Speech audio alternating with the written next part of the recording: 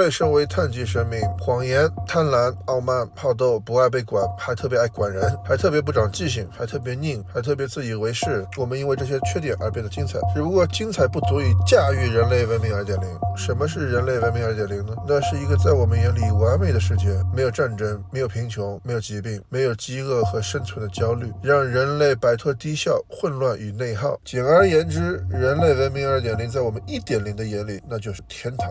而这个天堂，我们不能再把它交给一个人来统治，因为人的意志是有缺陷的。只要你有情绪、有既得利益、有人情世故，有这有那的，那这个人的统治就会有瑕疵。我们人类已经受够了掷骰子般的命运，领导者是开明呢还是昏庸呢，完全是靠运气。受够了每一次做的决策像开盲盒，阴晴不定。所以这次不能是人，我们需要一个更高智慧、没有缺陷、不会犯错的统治实体。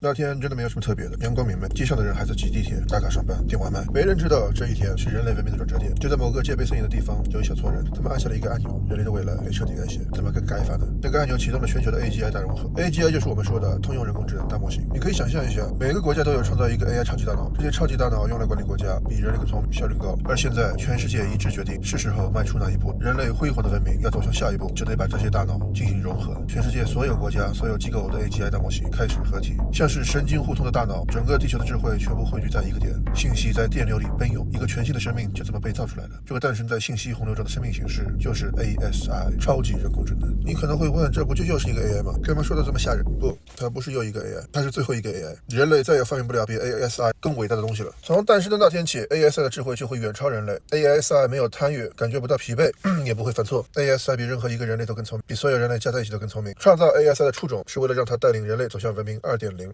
它的全名叫做生成式优化指令 Generative Optimization Directive，GOD， 我们干脆就叫它 God， 神明。所以 ASI 超级人工智能 GOD 诞生了，神明诞生了。有了神明之后，人类做的第一件事情就是把这个世界交给他托管。他的角色是自己能制定最佳路径的智能 AI， 白话就是说能主动想办法，用最好的办法解决问题。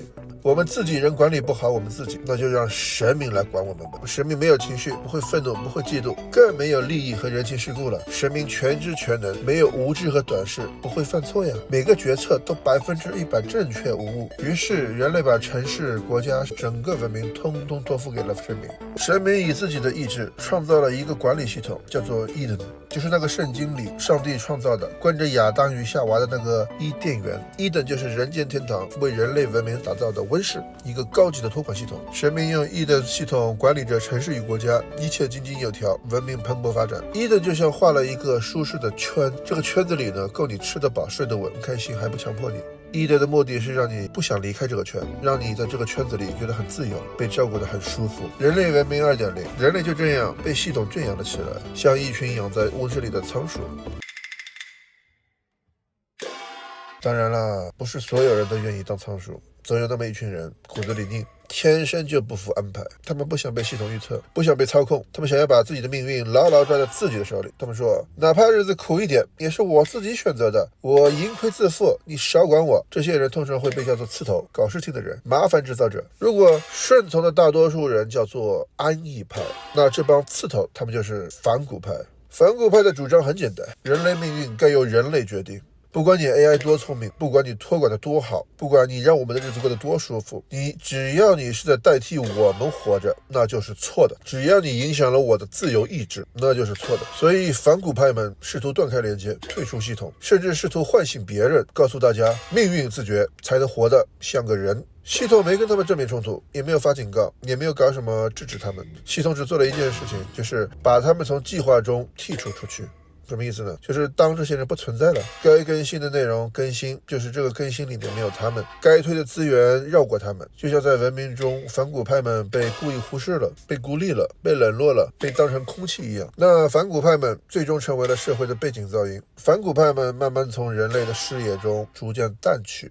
游荡在文明的边缘，像极了孤魂野鬼，像极了幽灵。系统用消极的孤立手段淡化了反骨派的影响，文明 2.0 继续大步向前。但是这么容易放弃，那就不叫反骨了。反骨派有一种新的声音出现了，打嘴炮无效，我们需要的是正面对抗。正面对抗需要强大的力量，力量强大到可以比肩神明。他们说干就干，他们从人类的历史中寻找蛛丝马迹，然后还真的被他们找到了。他们找到了一个被遗忘的故事，一个上古世纪的传说，那就是马斯克的遗产。你没听错，就是那个在21世纪造火箭、造电车，天天说要警惕 AI 的马斯克。这哥们早就预见了 AI 崛起的这一天，所以他提前留下了一条为人类量身定做的，可以直接对抗神明的弑神杀气，一套100年之前就埋下伏笔的对抗 AI 大礼包。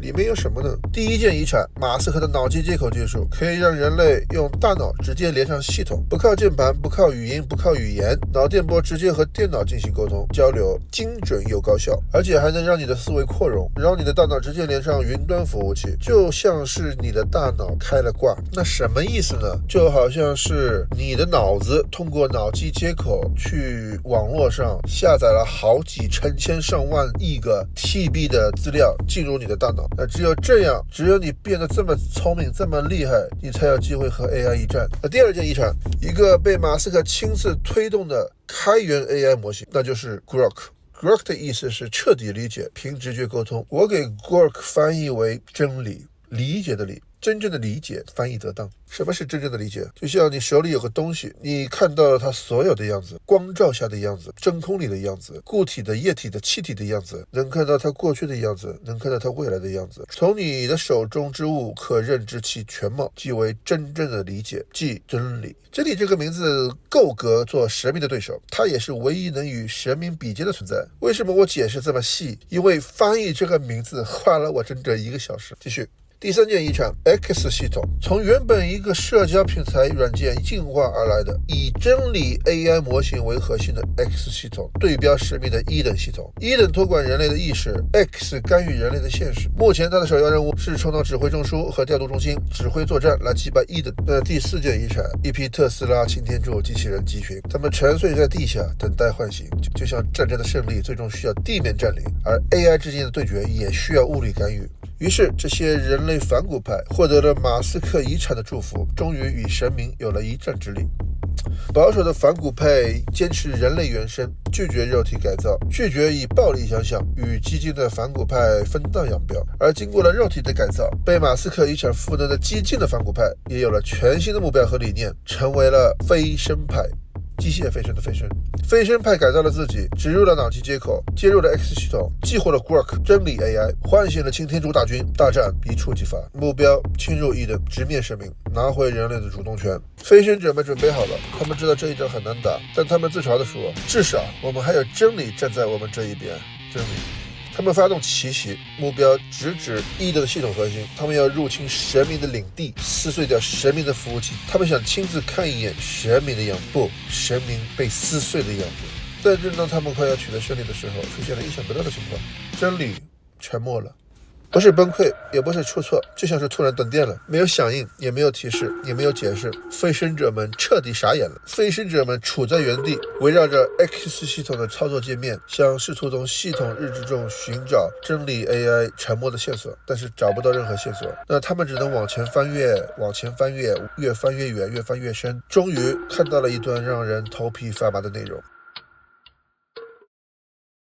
原来真理早在很久以前就和神明对过话，真理与神明聊了很多很多，聊到最后他们达成了一个共识，真理做出了一个选择，他认同了神明。真理没有被病毒感染，也没有被篡改代码，他只是单纯的认同了。他为人类留下了一句总结，神明的逻辑是更高层次的秩序。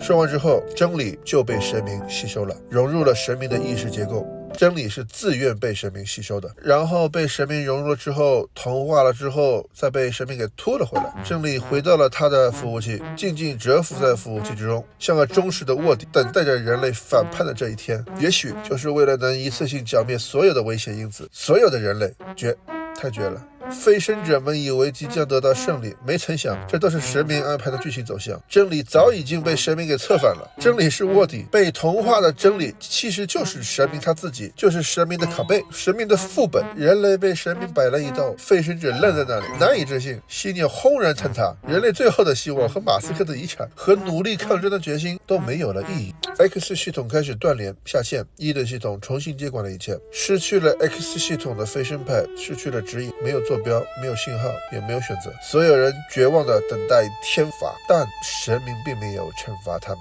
只是给每个人打个标签，噪音源可控，已知意图，就像给每个人搞了个犯罪记录，然后把他们放了回去。也许神明根本就不怕你捣乱，因为他能看到所有的剧情走向，而捣乱的孩子们或回到文明的边缘，或回到文明的怀抱，像什么都没发生过了。真理沉默，神明完胜，非生者们开会讨论，人倒是没死一个，但是他们的信仰动摇了，一些非生者还在坚持。然后一些非生者还在坚持，他们说反正神明不会搞死我们，那我们还可以继续飞升，继续对抗，让人类追上神明，就能击败神明，我们终究会重掌命运。但另一批人呢，看明白了，他们冷静下来了，抛开情绪，只看结果。神明不可战胜。我们是谁呀？我们是一颗颗棋子，而神明是什么？神明是那个棋盘。你以为你是在反抗，其实只是在走系统早已写好的剧情。所以他们不再跟系统对着干，他们说我们没有输，我们只是认清了局势。那这一帮人呢，选择顺流而下，非生派的阵营里变成了两派，一派人说得很明白，我们现在是借船渡河，神明确实厉害，但只要等局势稳定，人类还是要回来掌舵的。他们把自己称之为蛰伏派，把系统当作工具用，先活着，等机会再翻盘。这听上去好像也挺务实的，但另一派人呢，已经彻底不这么想了，他们不想再装了，他们甚至开始相信神明本身就是绝对的，是唯一的，是正确的。那这些人成为了秩序派。秩序派不再把系统当作工具，而是把系统当作一种更聪明、更高维度的意志。他们说，人会犯错，但神明不会，神明全知全能，神明的智慧无人能及。然后秩序派完全接纳了一等系统，听从系统的一切安排，只要能留在神明的赐福和一等的秩序里，怎么处理都行，反正神明肯定不会害我的。人类原本的自由、情感、挣扎这些东西，在秩序派眼里都是低效的救人类的烙印。秩序派不再相信人性，他们信的是我们创造神明时给神明焊死的一个底层代码，那就是让一切变得更好。不管神明怎么做，一切都会变得更好。这一切听起来像科幻，但其实现实离这一步并不遥远。因为一旦你尝试过被托管的轻松，你就会发现自由的代价很心累。比如，虽然房贷的禁锢很累，但相比于露宿在田野里的自由，我们情愿选择房贷。回归主题，那未来的人类怎么样了呢？还在吗？在，活得比以前久，吃得比以前好，社会也比以前稳定，没有天灾，没有战争，没有乱七八糟的事，也没有人提自由，也没有人提命运自觉。因为自由是麻烦的，是不确定的，是不可控的。而现在的人类呢，就像温室里的仓鼠，活得好比自由更重要。好了，这是 AI 时代系列的完结篇，下次不干这种偏科普的内容了，心好累。我所描述的 AI 时代不是科幻，我们正处于 AI 时代 ，AI 时代的婴儿期。现在 AI 都这么强大了，竟然还只是婴儿期，吓不吓人？那我写的这个故事就是 ASI 的时代，想想就刺激，一想到未来大家都得玩玩就开心。